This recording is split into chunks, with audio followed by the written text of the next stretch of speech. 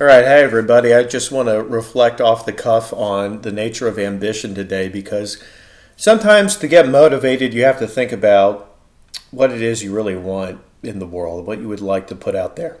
And this is an era where being a dilettante is pretty easy because we have so many things that distract us and keep us in a stupor.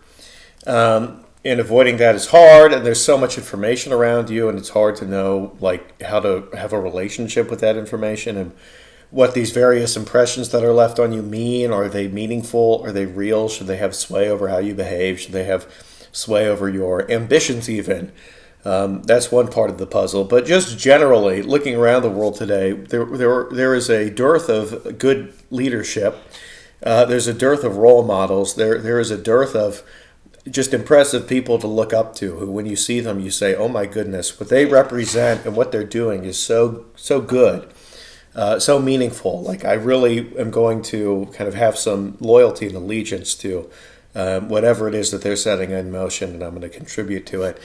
It's just hard to have that today. It really is. And it's I tell you, it's my mind goes in a lot of directions, and I want to start dissecting why this came to be. And I've mentioned a little bit with the technology stuff, but oh boy, I would probably never shut up if I started doing that. But I think it's worth reflecting on. It's worth looking at and saying, goodness gracious, what is up with the lack of meaning and the lack of real happiness out of people? It seems like if you think of anybody who's successful or who is, I don't know, leaving a mark on the world, can you really say, do they seem happy? Do they seem like they have everything together? If not everything, a lot of things together, that they've really done something brilliant? Because it seems like it's been a regular part of developed civilization, and not exclusively developed civilization even, but that there are people who represent the best of the society, who are true, have a true center of gravity to them, and they are captured in statues and fancy portraits. They books are written about their lives. And it need not be, of course, it's not necessarily the case that every person who does something of value in society or can have meaning in your life becomes a celebrated person who is remembered in the annals of time, the records of time. That's a real word. If you're not familiar, I didn't say the annals of time, the annals of time. Sorry, just in case, I'll specify that. But it's true that if you're looking to go above and beyond, oftentimes you need some sort of kind of glorious standard to sort of feel a kinship with, and that's important for framing meaning. It might even have been previously. This can go in all kinds of directions, and I don't mean to suggest that this is something that we need to return to, but it's worth pointing out. Like even there would be people who would be like national heroes. These are these are the British, the English, because they were, like say, I'm thinking of the 18th century, and there were still tensions between England and Scotland, and the Welsh and yada yada. But these were the English or the British, even the philosophers and mathematicians, and these are our great painters and composers. And see how they're different from the French. And so when I wake up every morning and I'm an Englishman, or I'm a Brit, or I'm a Scottish guy who moved to London and now I'm pretending to be an Englishman, I'm going to embrace these ideals, or I'm gonna. This is what we're about, and this is how I'm gonna contribute. And you would kind of wake up and feel some pride.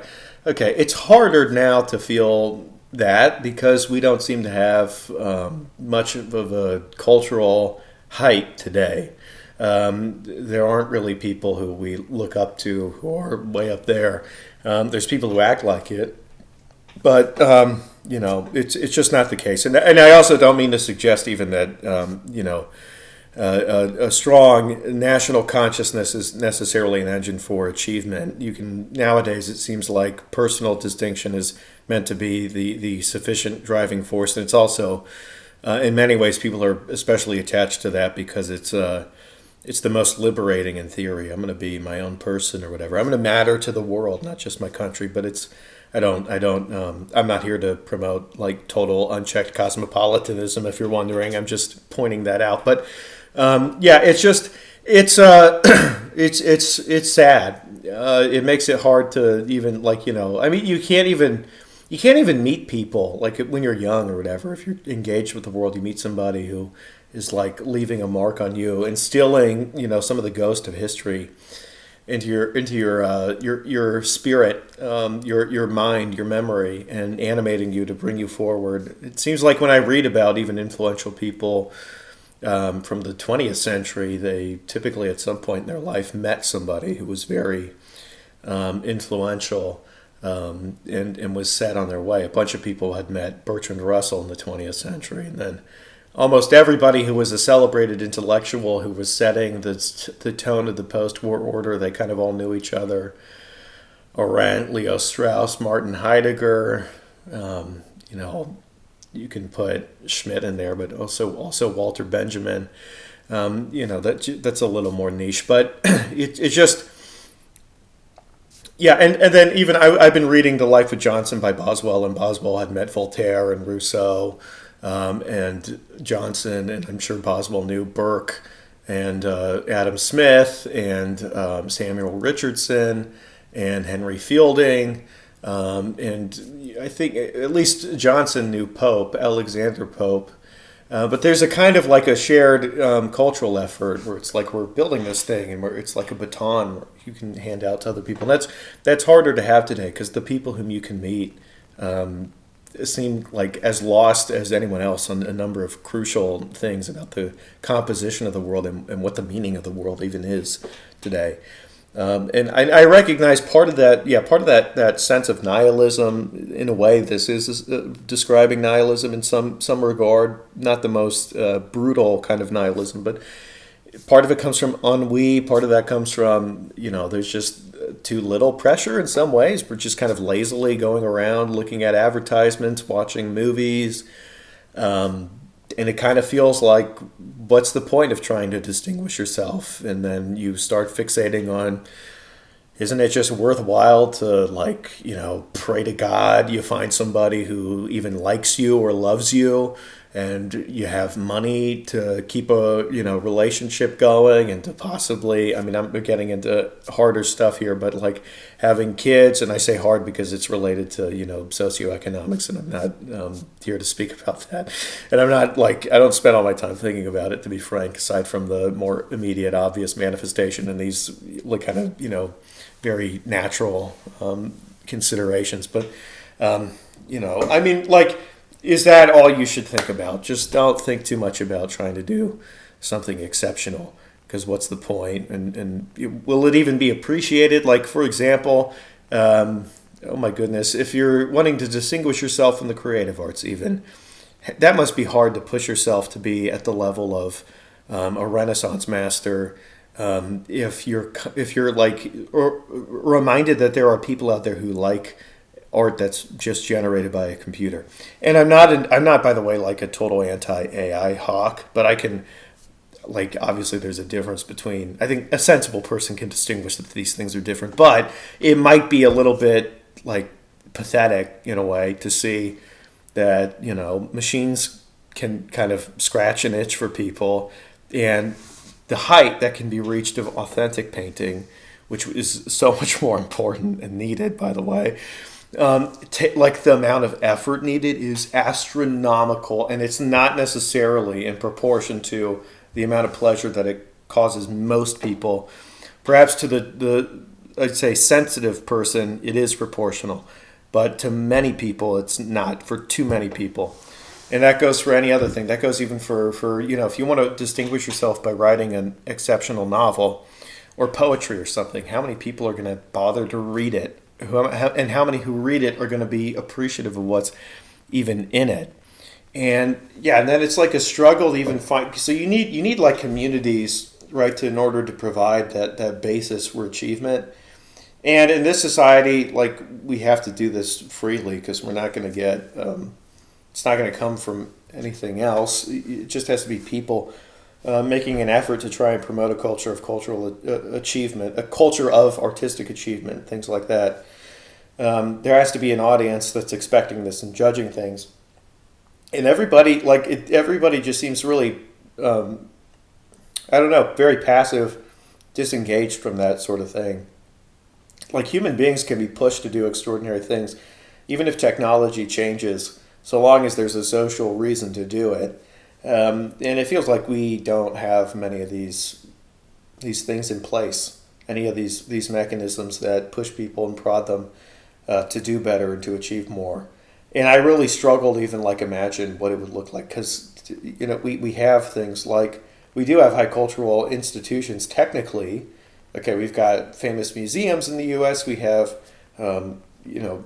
lofty or exclusive universities and whatnot. But like the culture in these places might also be just as like late modern as anywhere else. And we kind of it's really kind of who knows what's gonna resonate with people. It could be something that's low effort. It could be something that's conceptually interesting, but not very not a lot of labor was put into it. It could be something that's impressive and took a long time, but the extent to which that will influence people is kind of undetermined. And a lot of people like to be rooted in the actual mechanisms for quality judgment and influence that are in place today at present, rather than trying to kind of, in a way, if it seems like it forced something new or something different. So all I have for my part of the conversation is to just make a video where I sort of signal, hey guys, culture could be better, but it's really sometimes I have to make these videos where I just ramble because I'm like going, I'm excavating in my brain. Some of it's dirt, but sometimes you'll get a rare mineral. But I'm like, okay, life today is almost like too. I've said stuff like this before, but it's almost too vapid to inspire art or to say something real and true. And if you did it, I feel like it'd have to be, not always, but it would have to be pretty critical. Because if you're aiming for depth, you have to work against society. Because that's where the depth is usually to be found, or much of it.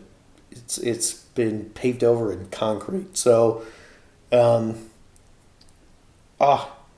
and like to experience meaningful things. How are you going to experience meaningful things with like totally dry personalities around you, like at a human level? So otherwise, it's very solitary. And if you're experiencing glory, like the glory of nature, maybe you somehow find a way to connect with it.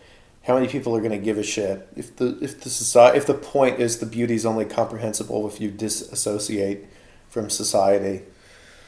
But this is too. None of this should dissuade the person, any person, from creating something.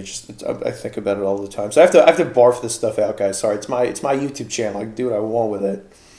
I have to barf this stuff up and just go through these thoughts because it's so brutal. I can read like a beautiful novel and I'm like, oh my gosh, I appreciate this form.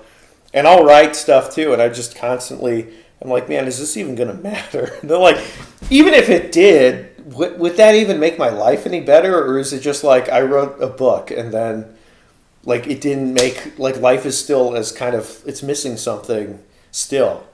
There's a human quality to life that we've missed. We've become so we're disenchanted and we are disassociated from what makes us human. All that stuff is now abstract and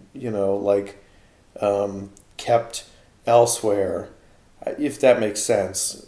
Like we want to sort of spectate human passions and judge and pick apart and control it and be like, yeah, that's good and that's bad and this is, and to break out of that entails, in many ways, to most effectively break out of social strictures and social dullness, right? The stupor of Pink Floyd, Comfortably Numb, like that. To break out of that most effectively, you have to be kind of a monster.